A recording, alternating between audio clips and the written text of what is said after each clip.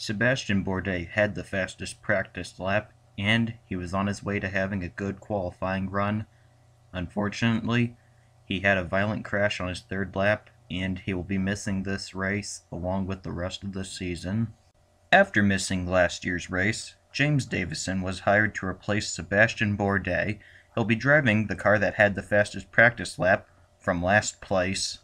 Indy Lights winner Zach Veach has already competed in an IndyCar race this year, doing so as an injury replacement for J.R. Hildebrand at Barber. Now, he is getting a chance to compete in the Indianapolis 500 for A.J. Foyt. Courtesy of new team Uncos Racing, Sebastian Saavedra returns to the Indianapolis 500 after a one-year absence. 1996 winner Buddy Lazier is attempting to be in his 20th 500 this year, doing so for the family team.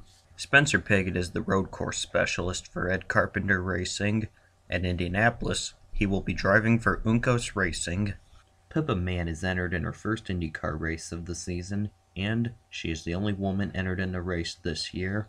Two-time Indy Lights Championship runner-up Jack Harvey is finally getting a chance to drive in an IndyCar.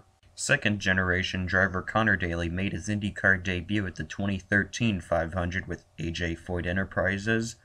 This year, he returns to them for the entire season. 2015 Rookie of the Year Gabby Chavez returns with his third different team in as many years as competing in the 500. Two-time runner-up Carlos Munoz has spent the past 4 years with Andretti Autosport. This year, he moves to another legendary name in racing, A.J. Foyt. Perhaps he can help put Foyt back in victory lane at the Brickyard.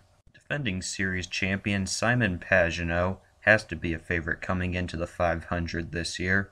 He has picked up his first oval track win at Phoenix earlier this season. After winning 3 races over the past 2 seasons with Ed Carpenter Racing, Joseph Newgarden moves to Team Penske, where he is expected to be a contender. Sage Karam finished 9th in his rookie year in 2014. However, he has finished 32nd the past 2 years. Perhaps he can improve on that this year. 2006 Indy Lights champion Jay Howard returns to IndyCar for the first time since 2011. 40 years ago, A.J. Foyt became the first driver to win 4 Indianapolis 500s. This year, could Helio Castroneves equal this feat? If he does, it would be his first win since 2014. Juan Pablo Montoya is only competing part-time in IndyCar this season. However, he is doing it with Team Penske, the same team he won the 500 with 2 years ago. James Hinchcliffe hopes to be the second Canadian 500 winner. He has shown speed at the Speedway in the past, and he has already pulled off a win at Long Beach this season. In 6 Indianapolis 500 starts, Charlie Kimball has finished in the top 10 4 times, including a third-place finish in 2015. Second-year driver Max Chilton looks to improve on his 15th place finish from last year. Graham Rahal hopes to be the second son of a former 500 winner to win the 500 themselves. His father Bobby is a part owner of the team. Mikhail Aloshin, the modern-day Mad Russian, has finished no better than 21st in his Indianapolis 500 career.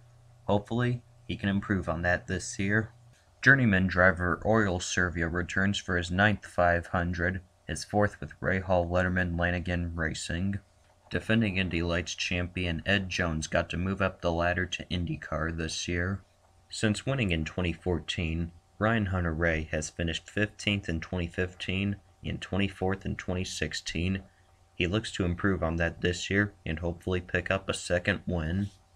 Will Power has won the series championship. He has also won a 500-mile race at Fontana, and last year he did win a 500-mile race at Pocono. Perhaps this year he could win the 500-mile race in Indianapolis. Marco Andretti is the only representative of the historic Andretti family this year. It has been 48 years since the family won the race as a driver, doing so when Mario Andretti won in 1969. Perhaps this year, a second Andretti can pull it off. Fan favorite Tony Kanaan is aiming to get his second 500 win and his first win in IndyCar since 2014. J.R. Hildebrand has not completed the full schedule since 2012. This year, Ed Carpenter Racing put their faith in him. Perhaps he can repay them with an Indianapolis win and in the process redeeming himself from 2011 when he crashed on the last lap while leading. Fernando Alonso surprised the racing world by announcing that he would compete in the 500 this year, and in the process, skip the Monaco Grand Prix. He becomes the first active Formula One world champion since Mario Andretti in 1982 to compete in the 500. In 2012, Takuma Sato attempted to pass Dario Franchitti for the lead on the last lap. However, he spun and crashed. This year, he is driving for Andretti Autosport, the same team that has won 2 of the past 3 500s. Perhaps this year, Sato can get redemption. If Alexander Rossi can win the 500 again this year, he will become the second driver after Elio Castroneves in 2002 to win their first 2 500s. Oval specialist Ed Carpenter, who has twice qualified on the pole position, is aiming for an Indianapolis victory after retiring from the previous 3 races. For the 3rd time in his career, Scott Dixon qualified on the pole position for the Indianapolis 500. He will also be aiming to get his second 500 win, his only win so far coming in 2008.